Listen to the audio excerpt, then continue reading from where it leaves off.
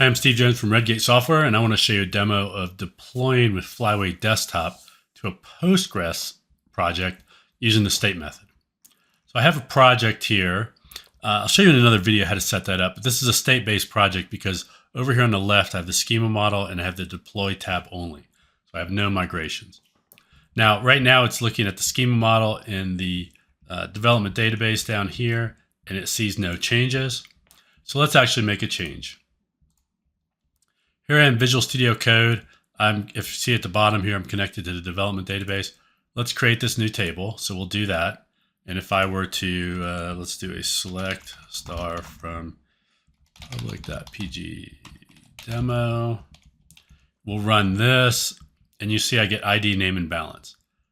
Over here, I'm connected to my QA system. If I run this same thing, what I get, let's close this over here. We say, this does not exist because it hasn't been deployed.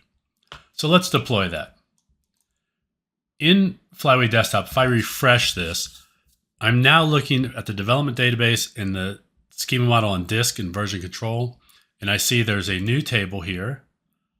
And so I can select this and save this. Of course, this isn't committed to version control. If I were to actually come over here, once this is done, we'll see that the version control, oh, I don't have a repository here, but that's fine. We're not really worried about that. In this case, I'll say, let's deploy this. Now, if you look at this, I've got two environments. This was my development environment. It's on port 55432, and my QA is on 65432. So we're going to select this one, or I could just use the dropdown. And when I do that, it's going to look on disk, check out everything that's in my schema model. It's going to also look at the target, and it's going to say, for PG demo, this object, it's in the schema model, but it's not in the target database. So what's going to happen? Here's the current PGQA PG demo. Here's the new one. Let's go ahead and deploy that. When I click this, it's going to generate the script I need to deploy that object. And when this is done, I can execute a transaction, no transaction. That's up to me. I could certainly copy this to the clipboard if I wanted, but I'm just going to say deploy now through Flyway Desktop, which is quick and easy. Once I do that, it's going to execute that script. It's going to check again that has anything else changed. And if I now come back here, right, and run this again, I now get a result, right?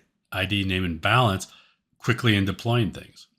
And I could repeat that process again. So if I were to say, let's do PG Demo 2, and actually let's do PG Demo 3, I'll run both of those. And now when I come to Flyway Desktop, my schema model, and I refresh this, I should see two changes.